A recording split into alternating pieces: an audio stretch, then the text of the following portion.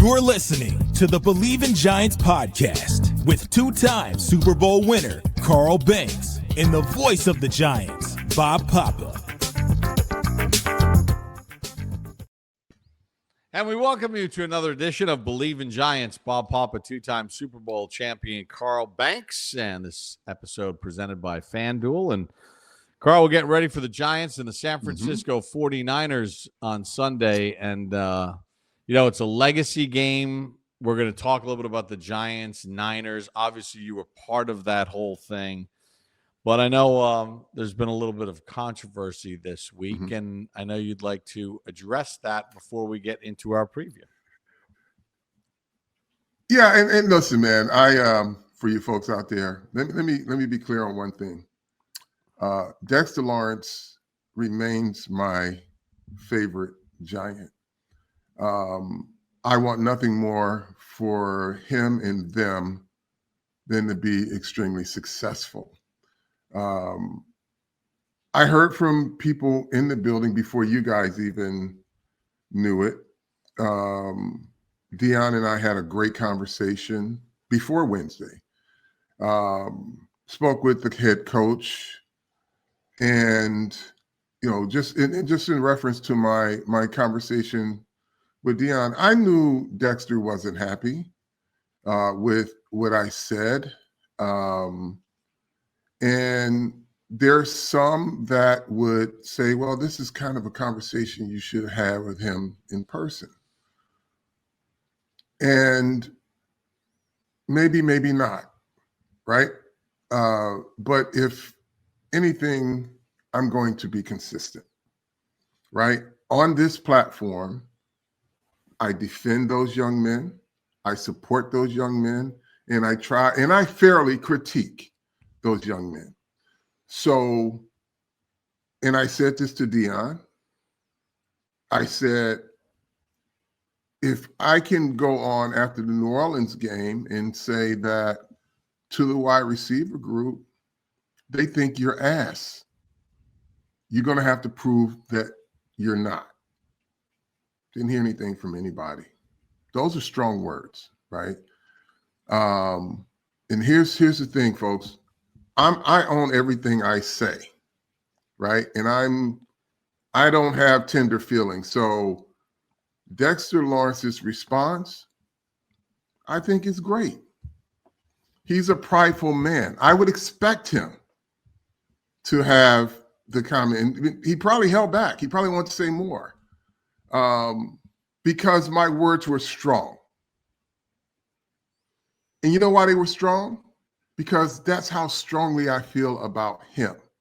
That's how strongly I feel about the guy who's dominant. Now, I'm going to leave it after this, and we're going to go back to talking about what they need to win. He feels that he's still disruptive. I never called him a dog, right? I referenced, teams not respecting him the way that they used to. And he says, I'm delusional. And I'm okay with that. I want to wish you the best. And if you feel, they feel that this is the best they can get from him, I'm going to root for that, right? I feel very strongly about you. I feel strongly about you. I want more, but it ain't about what I want, right? I want more from all of them. I said that in the other podcast. It's time, in order to get out of the shit that you're in, you're going to all have to ask more of yourselves. That means tackling, not blowing assignments. That means putting your personnel in the right positions to have success. Collectively, you're going to have to ask more of yourselves. And I said this, and I'm going to reiterate that. You got to coach like your jobs depend on it, because it does these next 9 weeks. I believe in this team. I believe in the players. And that's why my words are strong towards some and not others. And it probably would have been a more effective conversation if he and I had it together. But again, I've said things and I continue to say things on this platform. So I am not going to treat this as some sacred cow where I can't say the same things. Now, I'm okay with the blowback if you want to consider it blowback, but I feel strongly about him. He's my favorite player. He is the guy that I want to see more dominant. I've seen more dominant. Now, like I said before, there are factors that go into it. He talked about that. I don't want him to talk about it. I'm going to root for him. He's still my favorite Giant. And the conversations probably won't happen for a while, and I'm good. I want him to lock in and focus and play. There's no conversation between us. There's no beef between us. He said what he said. I got to respect it. I feel very strongly about it, about him. And I only want him to be dominant. That's all. And right. And, it's interesting because in certain quarters, you've been defending a lot of things that have gone on with the team. And some have said, oh, Carl, you guys are just feeding the propaganda. Yeah, and then then the one time where you take something on and now you're speaking out of turn. So whatever it doesn't. It is, yeah, Bob, it doesn't matter. You've been very consistent about one thing. You have said, whether when Daniel Jones was the quarterback, you've said this for a myriad of different players, as long as they're wearing a Giants uniform, and you've said this on this podcast a million times, I want what's best for the team, and I want them to win, and I want the coaches to do the best job they can. And you have always said you're rooting for their success. That's your opinion. That's my opinion. And for those that don't like that, well, then there's other things that you could go watch, okay? But you're always coming from a point of the end result is you want the team to be better, just like most of the fan base does. Right. And listen, I'll say I don't have tender feelings. So anyone that has a problem with what I said, I'm willing to accept that they have a problem with it. But I feel very strongly about this man and his abilities. The fact that he responded the way he did, and he probably bit his tongue, like I said, but that shows that he's a prideful man. And I hope that he continues to work and get better and lead this team. Simple as that. I said what I said. I said with respect, in personal respect and love for that young man, and I root for him. Other than that, go whoop some ass. Well, listen, that leads me right into our game preview, because one of the things that we talked about last week was we cannot allow the Philadelphia Eagles, the Giants defense, to have a get-right game in their run game, which has been awful. I gave the stats. They had, 5 straight games of less than 90 yards rushing. 2 of the last 3 under 50 yards rushing, and then 2 100-yard rushers, and they absolutely demolished the Giants with the ground game. Now come in the San Francisco 49ers. As of this recording, we're not sure who their quarterback is going to be. We're recording this on a Thursday morning. Is it Mac Jones? Is it Brock Purdy? They both bring similar skill sets. It's not like you're going from Joe Flacco to Lamar Jackson, right? I mean, both of the quarterbacks carry a lot of similar skill sets. Purdy, before he got hurt, 4 touchdowns, 4 interceptions. Mac Jones has done a nice job since taking over the starting role because Purdy's hurt. They have Kittle back, but Carl, San Francisco is ranked 30th. They're ranked 30th in rushing offense, right? 30th. Nobody can see this because my camera stinks. They're 30th in rushing offense. Their longest run this year is not Christian McCaffrey, who is second in the league in scrimmage yards. He leads the league in touches with 197. Brian Robinson, the former Washington Commander, has their longest run of the year, which is a grand total of 19 yards. Mm-hmm.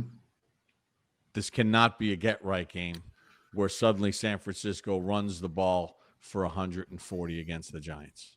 Well, you're going to play basically a carbon copy of Saquon Barkley and Christian McCaffrey.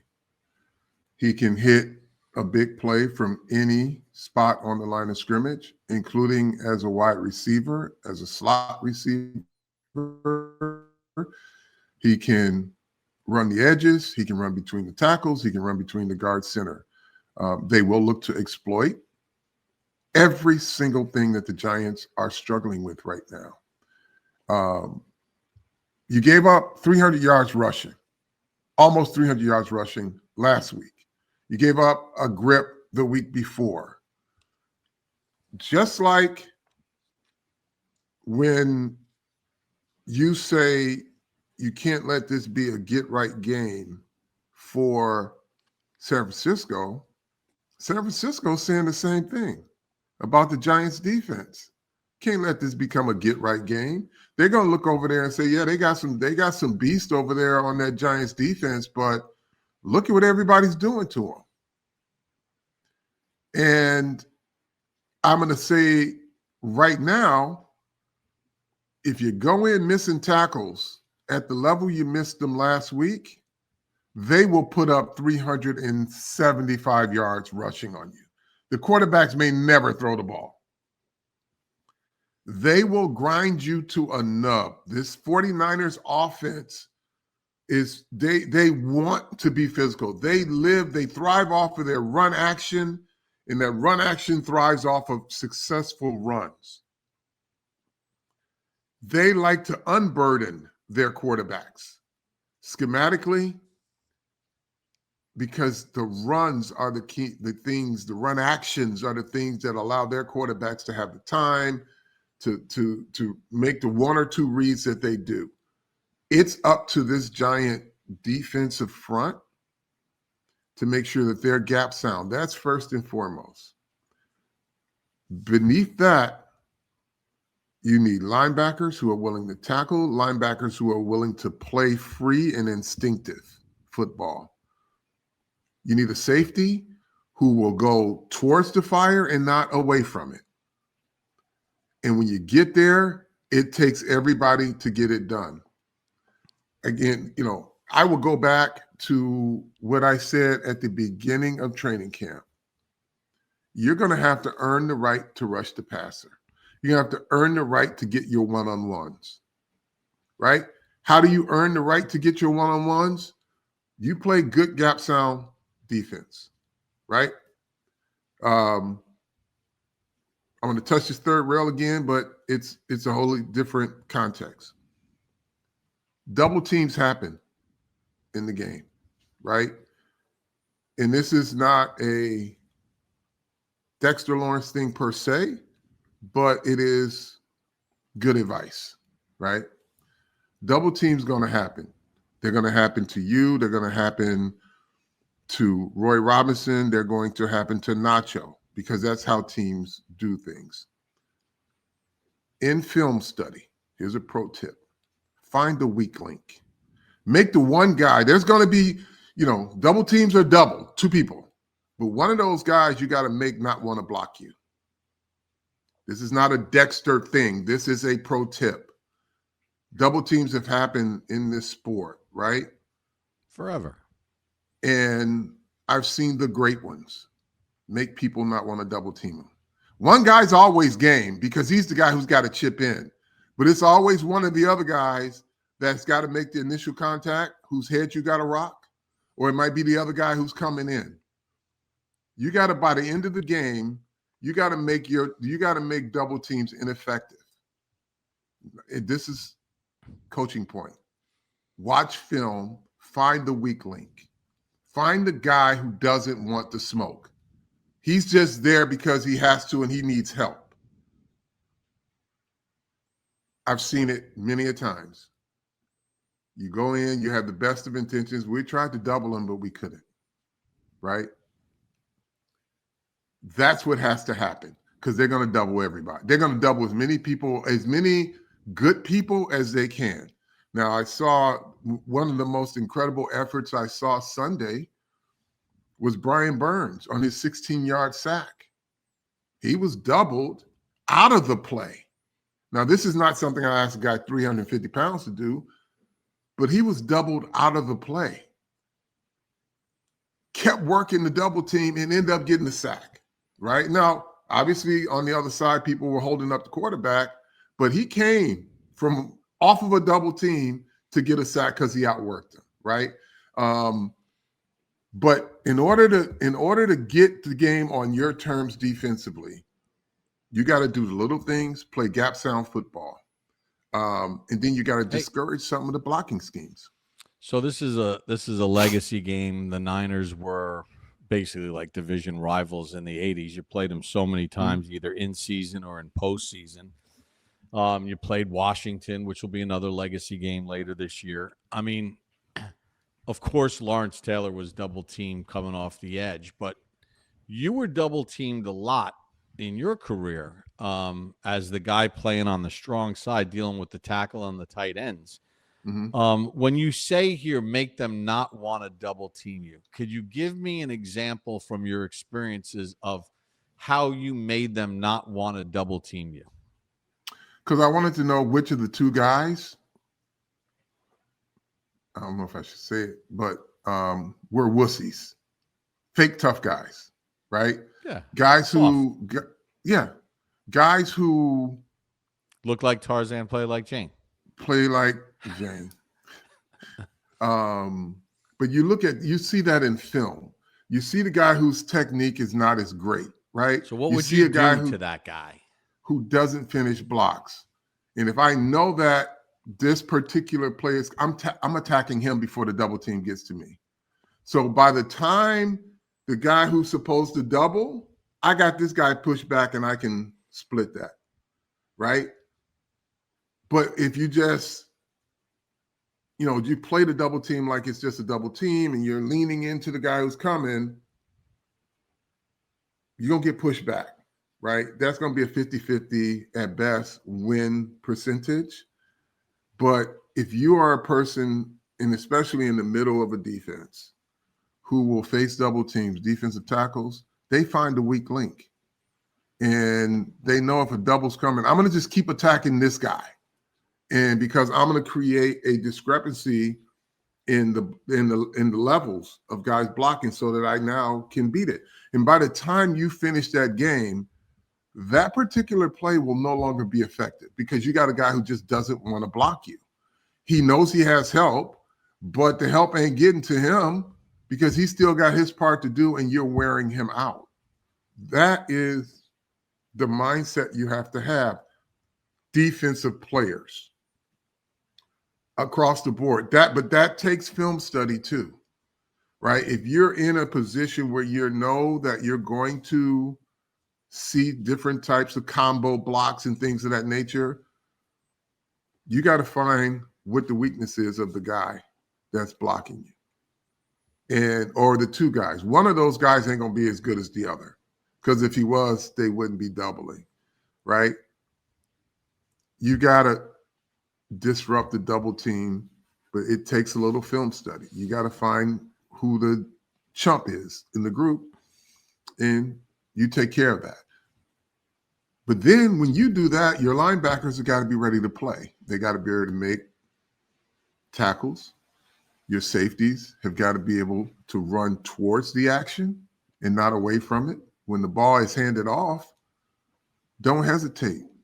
Close the distance. Give the backs less room to maneuver, right?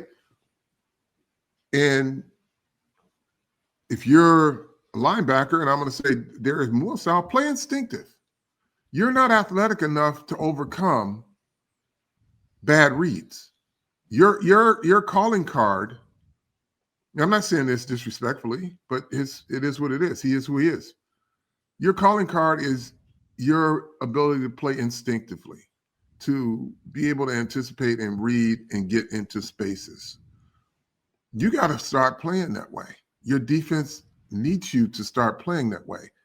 it doesn't matter what people say about you. You're their starting linebacker. If there's somebody better, then you would be a backup linebacker. But they believe in you to be their starting linebacker, which means you got to do the things that got you on the team and that keeps you on the team. Your calling card is that you're an instinctive player. Don't get caught up. Play instinctive. Play linebacker the way that you have been able to survive in this league. Every guy that's on the field, it doesn't matter now where you were drafted, if you came off the practice squad, if you are on the field, there is a expectation of your responsibilities. They're not asking you to be an all-pro if you came off the practice squad, but they're asking you to execute the defense. And if you're calling a defense, make sure you've got your guys in position to make proper plays. And that means you're not exposing some of your weaknesses. Right. They didn't spin a wheel and just say, okay, let's put him in as starter. I mean, he's starting because somebody got hurt, but they have other people on the roster and they've had other people come through, and they have people on the street. Well, it goes back to your comment from last week. You know, the whole Parcells talk about we expect more from you than maybe you expect from yourself. Like, he's not out there just to be out there. He's out there because they actually believe in certain skill sets that he has can be developed to be better. So we want to see that. I want to ask Tyler you about Nubin. Tyler Nubin, same thing. Okay, the focus has always been on your angles and your missed tackles. Close the gap. Go towards the action, right? But you were a ball hawk coming out of college. You don't get your hands on many of them now. You know how you fix that is you fix the run game. You earn the right to be a ball hawk. Just like up front, the defensive linemen earn the right to rush the passer by stopping the run. So you got a role to play in that too. Your run fits are important too. And you can't be hesitant, right? Take your angles, make sure everything is clean, and go get it. I'm sorry, go ahead. No, because I bet take your angles. I mean, all these things you bring up, because I guarantee you, if San Francisco has the ball inside the 10-yard line, they're going to detach Kittle to the left of the formation, and he's going to run a little slant. Now, how are you going to play it better? How are they collectively going to play it better? Because it started in week 1 with Ertz, and it's happened with Kelsey. It's happened with every single tight end. They will detach that tight end to the left of the formation, and that tight end is going to run a slant inside the 10-yard line. You got to stop it because Kittle's going to run it. I guarantee you. We will see that play in the game. Defensive coaching, Shane Bowen, get them in the right defense. Defensive players, play the technique. If you're supposed to play inside technique, don't get beat inside. Do whatever you can not to get beat inside. Collectively, y'all all got to commit to being better. Collectively, you got to ask more of yourselves, because what you're asking of yourselves collectively is not good enough. And if I am a coach on that side of the football and you got to play the cards you dealt, well, you better make sure that you play those cards the right way, meaning coach them up, overcoach them if you have to, coach them in between plays if you have to. But you got what you got, right? And you're offset with some of the lesser players by some great players, right? So you can position these things, right? But these lesser players or lesser talented players, make sure that they know what they're supposed to do. Reiterate it, communicate it, right?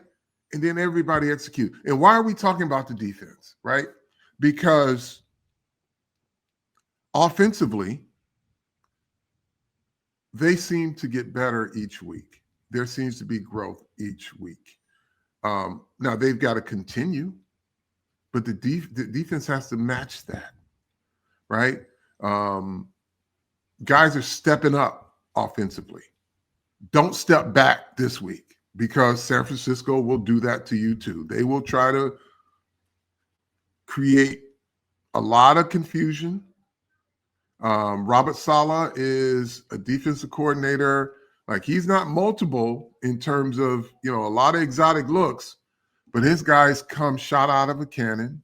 Their hair is on fire every single play. It's demanded of them to just run like their hair is on fire. And so make sure that you don't blow calls. Make sure that you don't turn guys loose, because it is, I think we've seen enough of a sample size to know that Mike Kafka and this staff can put together some pretty good offensive schemes. They've gotten guys open every single week and consistently. This 12 personnel is an issue. It's an issue for defenses because you don't have personnel to match up with two blocking tight ends and two tight ends who can actually run and catch passes. It's difficult.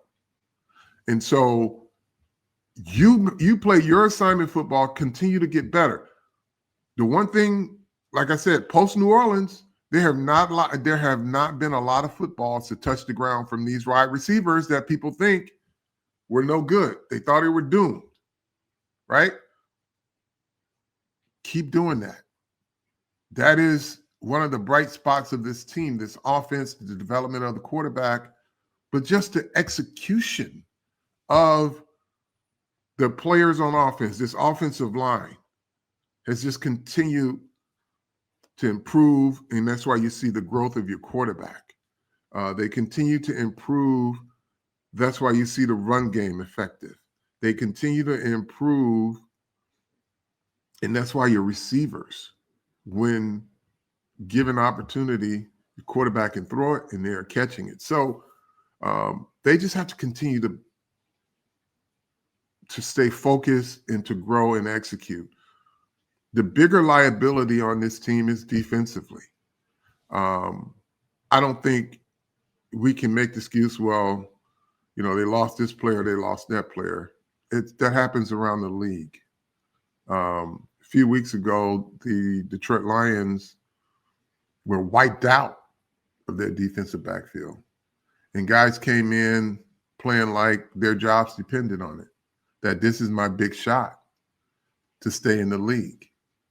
And they execute, they win, they tackle. They don't blow assignments.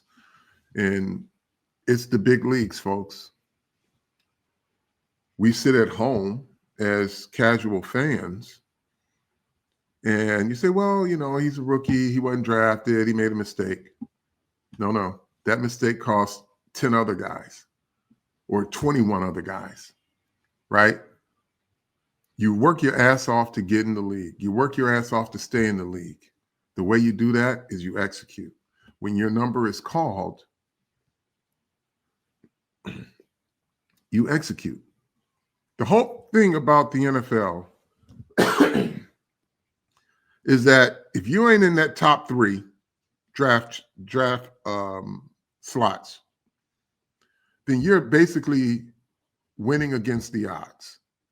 It ain't but 15 jobs, 1,500 active jobs, and you're trying to stay around to get one of the practice or on the main roster. But once you get on that roster, there's an expectation. Now you're a pro. You're not a guy who, he's a walk-on and you gotta go out and play. You have to go out and execute. Everybody knows what the expectation is from you.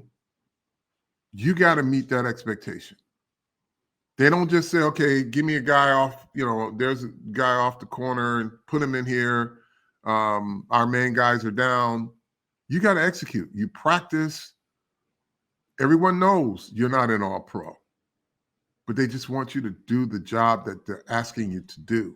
Play the fundamentals, play the technique, play the leverage, and make tackles. Carl, everybody out there knows that data protection is very important. And there's all kinds of data brokers out there. They get your name, contact info, social security, home address, information about your family members. They compile the data and then they sell it. It's sold online. It's a commodity. Everyone on the web can buy your private details. Identity theft, phishing attempts, harassment. We all get these random spam calls. I'm getting one right now as we speak. They must be hearing me. Delete Me makes it easy, quick, and safe to remove your personal data online at a time when surveillance and data breaches are common enough to make everyone else vulnerable. We have active online social profiles. Privacy is really important to both of us.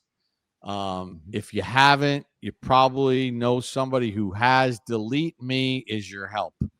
Take control of your data. Keep your private life private by signing up for Delete Me. Now at a special discount for our listeners. Get 20% off your Delete Me plan when you go to joindeleteme.com/pro. Use the promo code PRO at checkout. The only way to get 20% off is to go to joindeleteme.com/pro. Enter the promo code PRO at checkout. That's joindeleteme.com/pro. Use the promo code PRO. So, Carl, I want to ask you about this Giants offensively. The defense of the 49ers is pretty good against the run. Look, they lost two legitimate, perennial Pro Bowl players. Nick Bosa early in the year, gone for the year. Fred Warner, in 8 years in the league, or this was his 8th year. In the 7 previous seasons, 4 Pro Bowls, 4 first-team All-Pros. They're gone. They're not coming back. Robert Saleh has done a pretty good job of dealing with all these injuries. Now, I know they lost last week to Houston, but they kind of play a defense a certain way, and it's pretty buttoned up with the way they play. They only give up 19 points per game. So with the Giants not having Cam Skattebo, and, Skattebo, listen, at the end of the day, Skattebo, 7 touchdowns for the Giants this year, which is one short of the Giants' rookie record for touchdowns for a running back as a rookie since 1970. Saquon, as a rookie, was able to do incredible things, finish the year with 15 touchdowns. But what he was able to do in his first 8 games is second only to Saquon Barkley, I believe, was the player. It was either Saquon or OBJ. But how do you make up for this? I know you got Tyrone Tracy there, and he had the run against Denver, but how do the Giants become more consistent and remain physical against the San Francisco defense?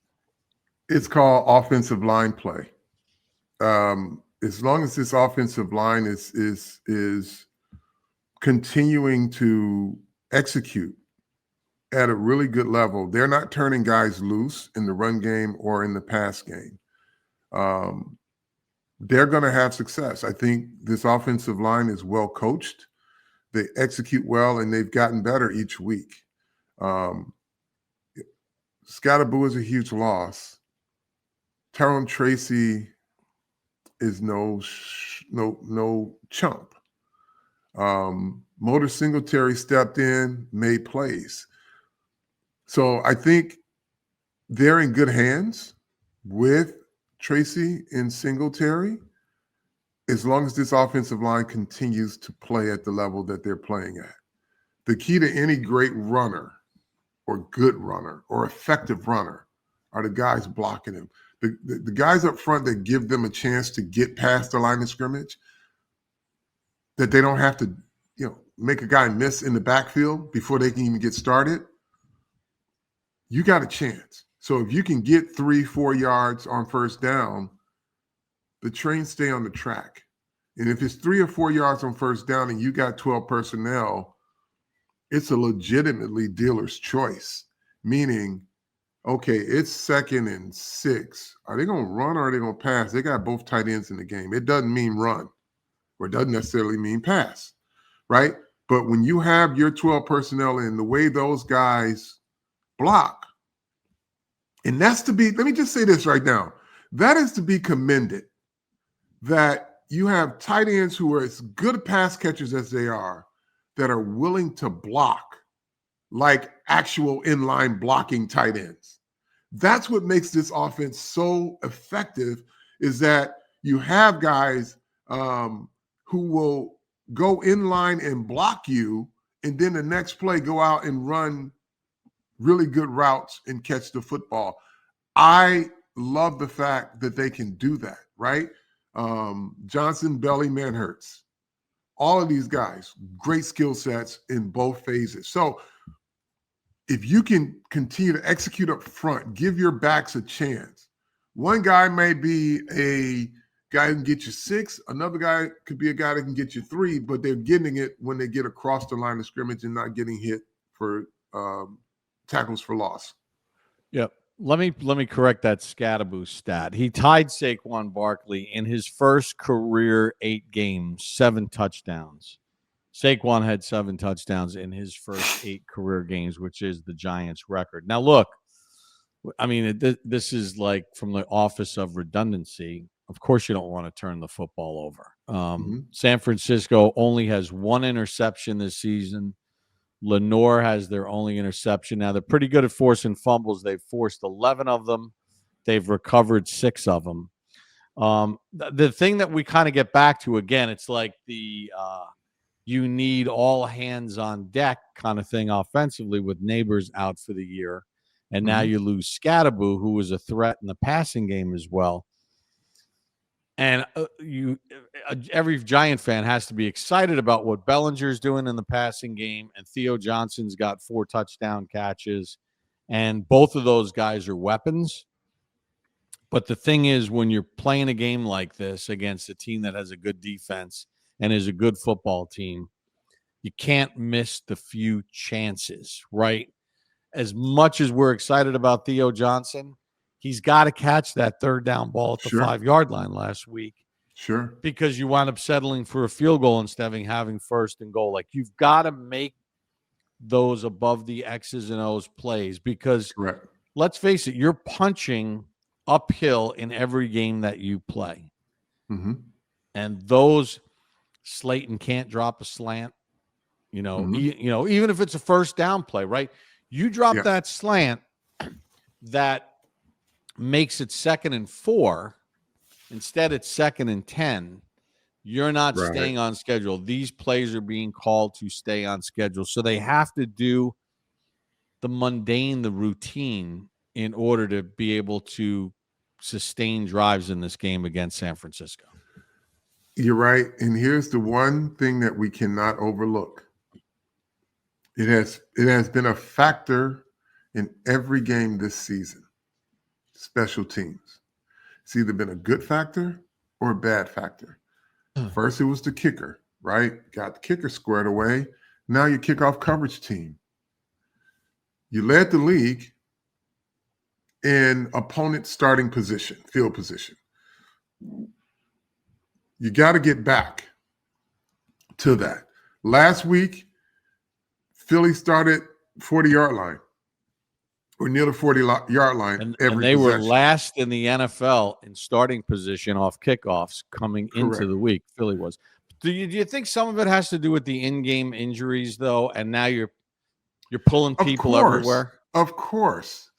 But again, because you got to pull a guy who normally doesn't play regular downs, you still got a job to do on special teams. You still got to go do that job. If that's the one job that you're better at, you can't let that slack off because they put you in the game at cornerback. You got to now do 2 things. That's why they pay you.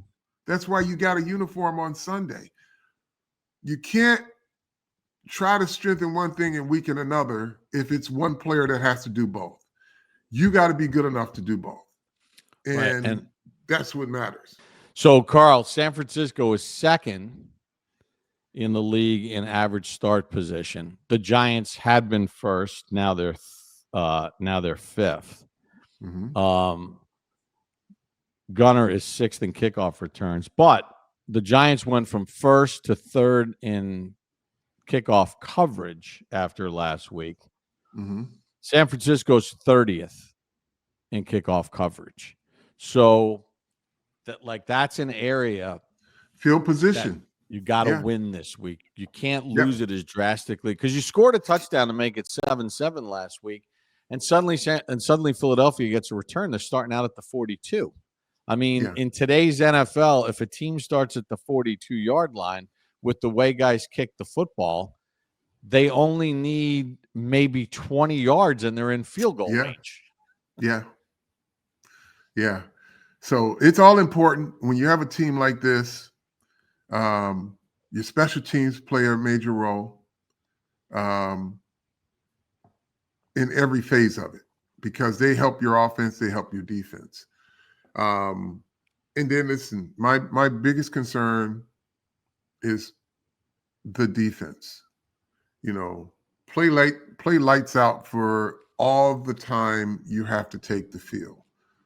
Don't give me the dominance of a Denver game only to lose focus the last 6 minutes of the game. There's some user error and there's some schematic error. Everybody's got to stay locked in. Everybody has got to stay in tune with what's working. Talk to your players. Let them give you feedback and give them a best chance to have success. Again, players execute. San Francisco's longest run this year is 19 yards. They do not have a run of 20 plus. Now the Giants have given up 10 20 plus yard runs already this year and 3 touchdowns. They only have 4 of their own.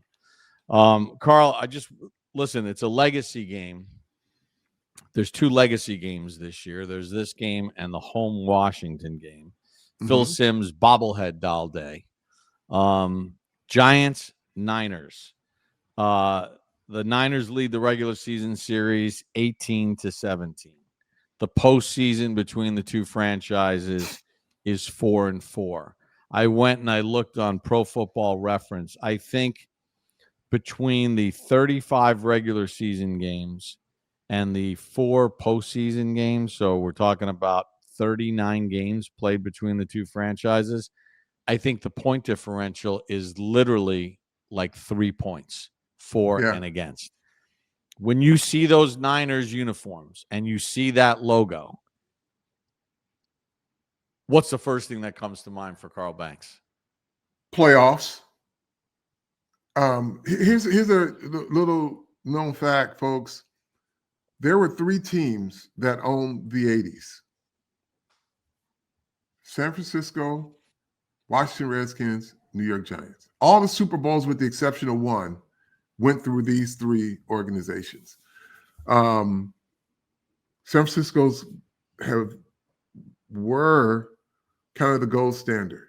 They were kind of the Philadelphia Eagles of what we see today, or the Kansas City Chiefs. The Chiefs of what we see today. More of the Chiefs, right?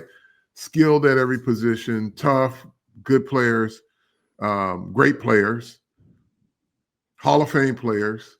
And you knew they either had to come to you or you had to come to them. But one way or the other, whoever came out on the other side of that game was headed to the playoffs or the Super Bowl. And you guys had your fair share of wins against those guys in the postseason. Once we figured it out, because my rookie year, we lost the wild card game. And Joe Montana was taunting us. And I mean, it was the most humiliating thing. And they had got us again on Monday Night Football with Ronaldo and Nehemiah. But then we decided we were going to play the game on our terms. Not trying to play, the chess match that the great Bill Walsh wanted to play. We decided we're going to play a more physical style of football. They want everybody to play finesse while they finesse you and pound at you physically. So we decided, just like coaching tip, Just like I said about how you play double teams, you find the weak link, right? Well, we found that in Jerry Rice, the great Jerry Rice. He was always allowed a free release and he could get into his route and the ball was out. Now you're chasing him. We decided, hey, Mark Collins, Perry Williams, we're going to pound these receivers at the line of scrimmage. Let's see how the timing works when you disrupt the main guys. And it was a whole nother ball game after that. They had to adjust what they did. And this is what I talk about. There are ways to defeat the things that teams want to do to you. You got to watch film and you got to say, okay, I'm going to change this up on him because he ain't as tough, right? He's great when he's got space. He's a great route runner when he's got space. Catch the ball, he can outrun you. He ain't fast, but he can outrun you. Guess what happened when we decided Mark's better and more physical when he's in your grill? Go up there and jam Jerry Rice. Jerry wasn't the same. Every time we played him, he was not the same. And he'll tell you, he never had the same success against us that he had against other teams. That's what I'm talking about, right? There's a way. You don't have to be superhuman to defeat some of the things that teams want to do. You got to be smart about it, right? Find the weak link. Okay, so y'all want to double team my guys. I'm going to find out which one of you are a punk. And then I'm going to attack you while you attack me. Let's see who wins that one. I don't have to fight. I don't have to fight both of y'all. If I'm in a fight and it's two guys and me, I'm picking one. Right? I'm going to pick one and I'm going to make him pay for it. And I'm going to make the other guy not want to do it either. That's how you do that, right? This ain't about one individual. I'm talking about all of them. I'm talking about how teams are scheming you, right? Find the weak link. You're a double team. You're outmanned. Find the weak one or pick one and whoop his ass. And then the other guy will be like, yo, man, I did my job, but he didn't. That's how that works. That's how we defeated the San Francisco 49ers on a regular basis because we took away their best guy because he couldn't take a punch. We punched him and we made him not comfortable doing what he normally does. That's what you have to do against teams that, well, we know he's this or we know they're that, but if we double team X player, then we'll be able to get something because the linebackers behind them don't play instinctively anymore. Well, you know what? Clean up the read for everybody. Take the weak link. Go look at film, see which one of these guys are the weak link. Attack them as they try to attack you. It's a different ball game. Trust me when I tell you this, folks. It works. Try, tested, and true, not just with New York Giants football players, with the great ones around the league. You think as small as Aaron Donald is, that he did not attack the weak link in order to get his advantage back? Sure. I know Reggie White did. Attack the weak link to get your advantage back. Well, Make people gave us examples of what you did. When you faced double teams, you studied which guy was the weak guy, and instead of dealing with the double team, you made it a single. Before the double team guy could help, you were already kicking the butt of the guy that was the main guy in the double team. Right. But it applies across, right? But it takes study, right? What does George Kittle do well before he got hurt? What doesn't he do well? How does he like to run his routes? What makes him uncomfortable? Make them play on your terms. And I think defensively, they've got to get to that space. Collectively and individually, you got to coach them. It's 9 games left. You know, season could be over before Halloween, or the season could be starting Sunday, right? This game, this season it's been about showing growth and improvement, right? You got 9 to start. Your season starts or it's over, one way or the other. But you got to play like your jobs depend on it. You got to coach like your jobs depend on it. And that's just the bottom line. All right, Carl. Good legacy stuff. It's going to be a legacy game. It'll be a lot of fun. Phil Simms bobblehead doll. That'll be pretty cool. And we'll do a recap on Monday. How do we like to end this thing? As we thank our friends at FanDuel once again. Tell a friend to tell a friend. Believe in Giants. Giants.